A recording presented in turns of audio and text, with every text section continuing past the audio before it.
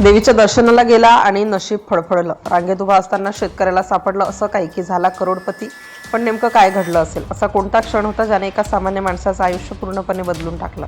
तुम्हीही विचारात पडाल, कारण ही घटना आहे का अशा घटनेची जी ऐकून अंगावर काटा येईल. त्या दिवशी सकाळी साधीच होती, जशी रोज असते तशीच. गावातील मंदिरात नेहमीप्रमाणे भक्तांची रांग लागलेली होती. प्रत्येकाच्या चेहऱ्यावर आशा, श्रद्धा आणि काहीतरी मिळण्याची अपेक्षा दिसत होती. त्या गर्दीत तोही उभा होता, एक साधा कष्टकरी शेतकरी. त्याच्या चेहऱ्यावर थकवा होता, पण डोळ्यात विश्वास होता. आयुष्यभर कष्ट करूनही हातात काहीच राहत नव्हतं, तरीही देवावरचा विश्वास मात्र कमी झाला नव्हता. रोजप्रमाणे तोही देवीच्या दर्शनासाठी आला होता. रांगेत उभा असताना त्याच्या मनात अनेक विचार चालू होते. घरातील परिस्थिती, मुलांचं शिक्षण, कर्जाचा बोजा सगळं डोक्यात फिरत होतं. पण त्याचवेळी तो मनोमन देवीला काहीतरी मागत होता. तेवढ्यात एक छोटासा क्षण आला, अगदी क्षणभराचा, पण तोच क्षण त्याच्या आयुष्यातलं वेगळं वळण देणारा होता. हे त्याला अजिबात माहिती नव्हतं. रांगेत उभा असताना अचानक त्याचं लक्ष खाली गेलं. गर्दीत पायाखाली काहीतरी चमकल्यासारखं त्याला दिसलं. सुरुवातीला त्याने दुर्लक्ष केलं, कारण अशा ठिकाणी काचांचे तुकडे, प्लास्टिक किंवा काहीही पडलेलं असतं. पण काही सेकंदांनी त्याच्या मनात शंका आली. नेमकं काय होतं ते? हा प्रश्न त्याला सतावत होता. तो थोडासा पुढे गेला, पण मन मागेच अडकून राहिलं. शेवटी त्याने मागे वळून पाहिलं. गर्दीत थोडी ढकलाढकली करत तो पुन्हा त्या जागी आला. खाली पाहिलं आणि ती वस्तू हातात घेतली. ती वस्तू साधी वाटत होती, पण काहीतरी वेगळं होतं. सूर्यकिरण त्यावर पडत होते आणि ती विचित्र पद्धतीने चमकत होती. त्याला कळत नव्हतं की हे नक्की काय आहे.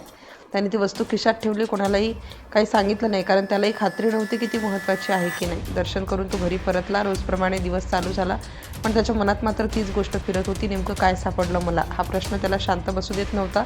घरी आल्यावर त्याने ती वस्तू बाहेर काढली. कुटुंबियांना दाखवली. सगळ्यांनी पाहिलं, पण कुणालाच काही विशेष वाटलं नाही. काच असेल म्हणून सगळ्यांनी दुर्लक्ष केलं, पण त्याच्या मनात काहीतरी वेगळंच चालू होतं. त्याला वाटत होतं की ही साधी गोष्ट नाही, काहीतरी खास आहे. रात्र झाली, पण त्याला झोप लागत नव्हती. त्या वस्तूचं चमकणं त्याच्या डोळ्यासमोर सतत येत होतं. शेवटी त्याने ठरवलं, उद्या शहरात जाऊन कोणाला तरी दाखवायचं. दुसऱ्या दिवशी तो शहरात आला, हातात ती वस्तू आणि मनात हजार प्रश्न. तो एका दुकानात गेला जिथे अशा वस्तूंची तपासणी केली जाते. दुकानदाराने ती वस्तू हातात घेतली. सुरुवातीला त्याने फारसे लक्ष दिलं नाही, पण काही क्षणांनी त्याच्या चेहऱ्यावर बदल दिसायला लागला. तो शांत झाला, नीट पाहू लागला आणि मग त्याने दुसऱ्या तज्ज्ञाला बोलावलं. आता वातावरण थोडंसं गंभीर झालं. दोघांनी मिळून ती वस्तू तपासायला सुरुवात केली. मशीन लावली, प्रकाश टाकला आणि एकमेकांकडे पाहू लागले.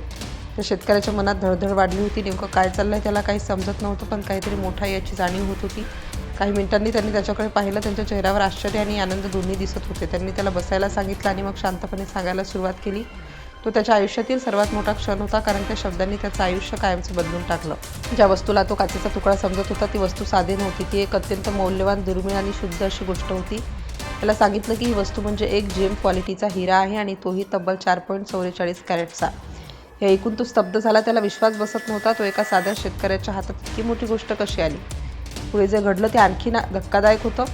त्या हिऱ्याचा लिलाव करण्यात आला आणि त्याला मिळाले तब्बल 1,45,00,000 रुपये. एका क्षणात त्याचं आयुष्य बदललं.